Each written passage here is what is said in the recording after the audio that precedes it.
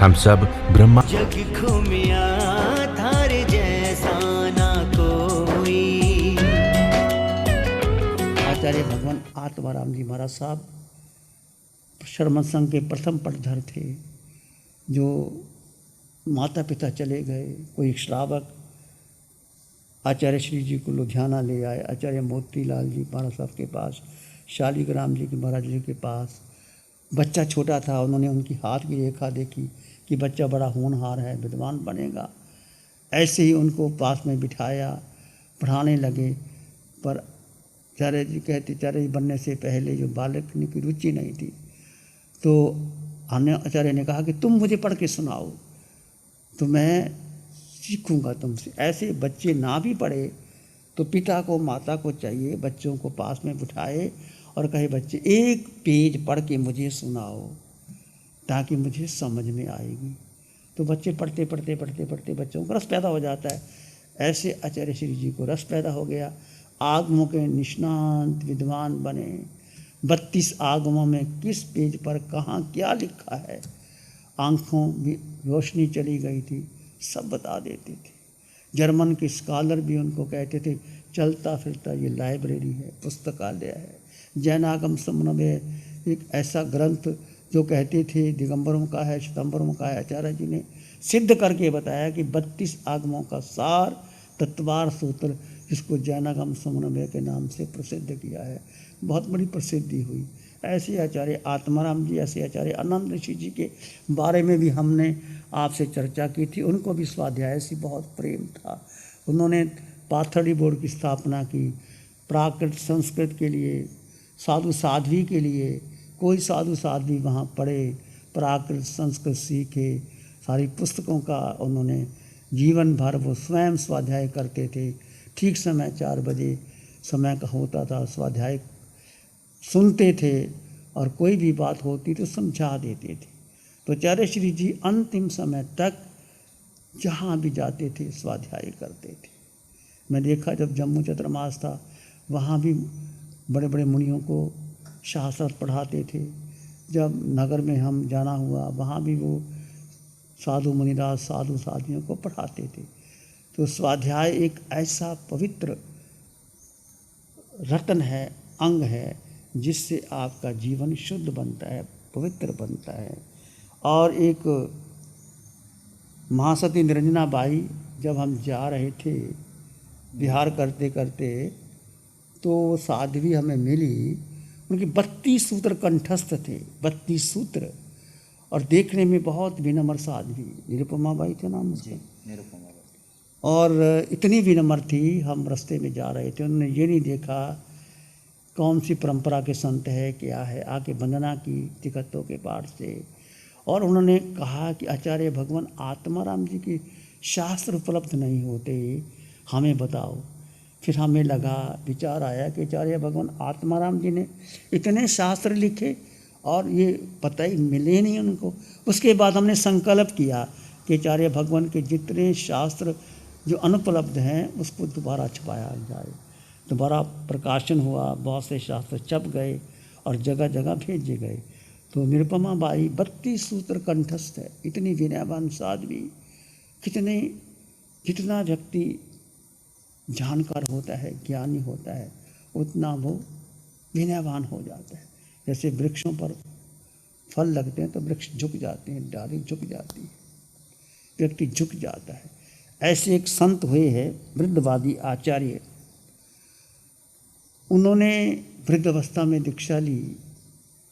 उनका नाम था मुकंद, और ज़्यादा वो अध्ययन नहीं कर सकते थे, याद भी नहीं होता था, परंतु उनकी रुचि बहुत थी, गुरु की आज्ञा बहुत मानते थे। तो उन्होंने गुरु के पास दीक्षा ली और गुरु ने उनको मंत्र दिया, स्वाध्याय के लिए कहा।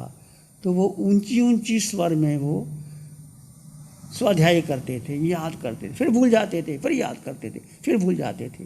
वृद्धावस्था थी, मेमोरी बहुत शार्प नहीं थी, परंतु भूल जाते थे। और रात्रि को भी ऊंचे ऊंचे स्वरों में वो याद करते थे। तो बाकी संतों ने बोला उनको कि गुरुदेव ये रात्रि को भी ऊंची ऊंची शब्दों में पढ़ते हैं, हमारी नींद खराब हो जाती है, इनका कहो दिन में पढ़ा करें। उन्होंने कहा ठीक है, गुरुदेव ने कहा कि मुकुंद तू दिन में स्वाध्याय किया कर, रात्रि को ध्यान आदि किया कर। बात स्वीकार कर ली, ठीक है गुरुदेव, दिन में पढ़ूंगा। दिन में भी वो ऊंची ऊंची शब्दों में वो स्वाध्याय करते थे, ऊंचे ऊंचे में, पर याद नहीं होता था, फिर भूल जाते थे, फिर याद करते थे। वह उत्साह था पढ़ने का, वृद्धावस्था थी, दीक्षा ले ली, पढ़ने का शौक, फिर भूल जाना, फिर याद करना, फिर भूल जाना, फिर याद करना। तो कुछ मुनि उनसे नाराज हो गए, कहते इसको अकल तो है नहीं। उन्होंने क्या किया, एक भरे बाजार में एक मुसल गाड़ दिया और उसको पानी देने लगे। मुसल समझते हो मुसल क्या होता है? धान कूटते हैं जिसको, मुसल डाल दिया और उस पर पानी देने लगे। तो उन्होंने पूछा वृद्धवादी मुकुंद ने, भाई ये क्या कर रहे हो? कहते मुसल को पानी दे रहे हैं। क्या करोगे पानी देके? कहते ये पानी देने से ये वृक्ष बन जाएगा, फल फूल आएंगे, पत्ते आएंगे। हंसने लगे, कहने लगे ये मुसल से थोड़ा ये कोई फल फूल आएंगे। उन्होंने व्यंग्य कहा कि जैसे मुसल से नहीं आता तो तूने बोलने से तुम्हें क्या विद्या आ जाएगी? व्यंग पसा उसके ऊपर आचार्य मुकुंद के ऊपर। अच्छा ऐसी बात है, तो मैं भी कहता मुसल पर ही मैं करके दिखाऊंगा, वृक्ष फल फूल उड़ा के दिखाऊंगा। अपने गुरु के पास गए, गुरुदेव मुझे अध्ययन करना है। गुरुदेव ने उनको साधना दी, 21 दिन की साधना की, सरस्वती विद्या सिद्ध करने की साधना दी। 21 दिन तक उन्होंने बहुत ध्यान से तप के द्वारा देवी प्रसन्न हो गई और वरदान दे दिया, तुम जो चाहोगे तुम्हें कोई जीत नहीं सकता, तुम वृद्धवादी बनोगे और तुम्हारे जैसा कोई विद्वान नहीं होगा। तप किया था, जप किया था, उत्साह था ज़्यादा, और फिर वो बात करने लगे, सबको हरा दिया। उस समय स्कंदल आचार्य थे और उनको भी उन्होंने हरा दिया और उन्होंने अपना उत्तराधिकारी बना दिया कि जो कोई मुझे हरा दिया उसको मैं उत्तराधिकारी बना दूँगा। ऐसे वो वृद्धवादी आचार्य और सबसे वो बड़े महान आचार्य बने। परिणाम क्या हुआ, वो वृद्ध व्यक्ति दीक्षा लेता है या वृद्ध व्यक्ति को याद नहीं रहता, पर उत्साह, एक प्रेरणा, एक जागरूकता के साथ निरंतर निरंतर याद करते हैं। और उन्होंने सिकंदर आचार्य ने उनको अपना उत्तराधिकारी बना दिया और वो महान आचार्य हुए। पंडित मुकुंद पंडित हुए थे, महान आचार्य बने। तो कहने का अर्थ, यदि आपके भीतर एक लगन है, एक प्यास है, एक पीड़ा है, तो जो चाहो आप कर सकते। ऐसा नहीं कि बूढ़ा नहीं कर सकता, ऐसा नहीं कि मुझे याद नहीं होता, ऐसा नहीं मैं क्या करूं, मुझे कोई पढ़ाता नहीं है। ये सब एक्सक्यूजेज है। जिसने पढ़ना होता है, जिसने याद करना होता है, वो सब कुछ याद कर लेता है। अब्राहम लिंकन बहुत गरीब घर के थे, राष्ट्रपति बन गए। पुस्तकें पढ़ने को नहीं थी, पुस्तकें मांग करके पढ़ते थे। राष्ट्रपति अब्दुल कलाम बहुत गरीब घर के थे, अखबार बेचते थे, और कहाँ बने वो, मिसाइल मैन बन गए। कैसा प्रामाणिक जीवन जिया उन्होंने। राष्ट्रपति बनने के बाद इतनी ईमानदारी उसकी, एक टेची लेके आए थे, उसी से वापस चले गए।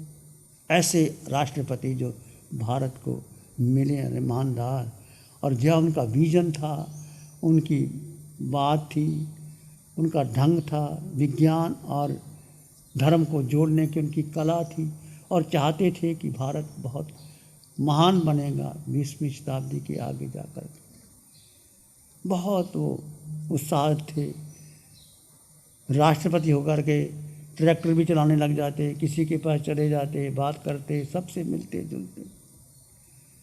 तो कहने का अर्थ, स्वाध्याय हमारे जीवन को महान बनाती, स्वाध्याय का अर्थ है स्वयं का अध्ययन। स्वयं यानी आत्मा, आत्मा यानी जड़ और शरीर, दो तत्व याद रखना। जड़ यानी ये शरीर आकार, इसमें मन है, बुद्धि है, इंद्रियां हैं। और शरीर में क्या है? नस नाड़ी हैं, लीवर है, हृदय है, यकृत है, भोजन पचता है।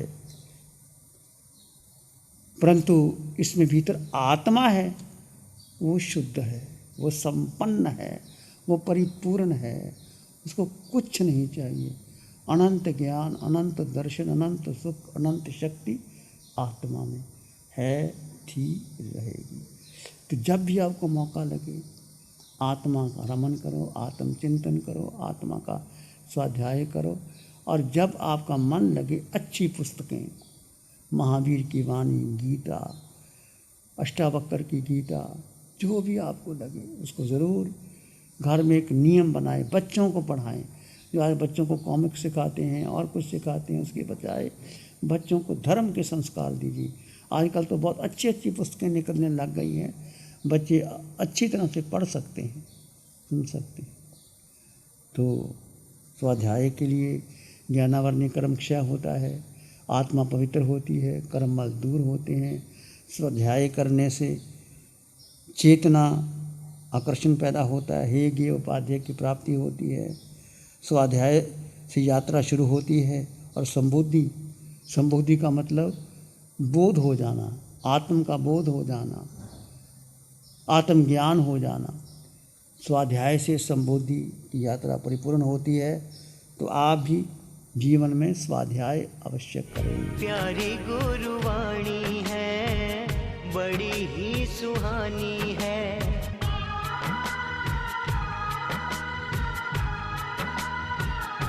ध्यान करेंगे थोड़ी देर के लिए, आंखें बंद, मन वचन काया शांत, शरीर शांत, विचार शांत, सृष्टि शांत, वातावरण शांत, हर दिशा हर किनारा शांत, शांत शांत शांत। सिर के सिरे से पांव के अंगूठे तक अपने भीतर शुद्ध चेतना का एहसास कीजिए।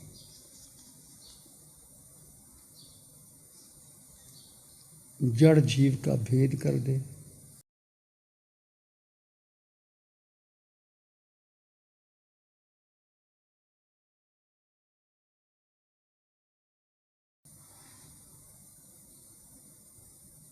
मैं जीवात्मा हूँ,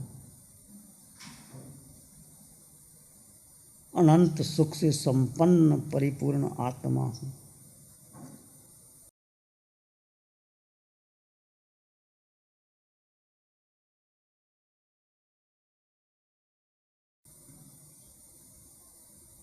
विचार आए तो आने दें, जाएं तो जाने दें, तुम मात्र दृष्टा।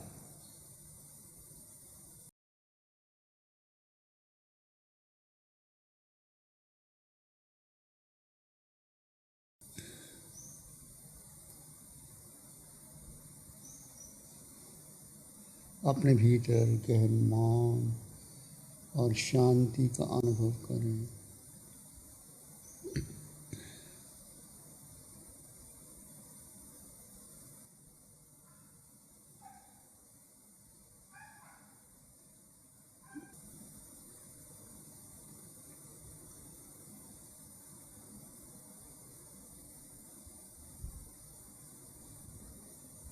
अपने भीतर मंगल का भाव लाएं, प्राणी मात्र के लिए मंगल की कामना कीजिए।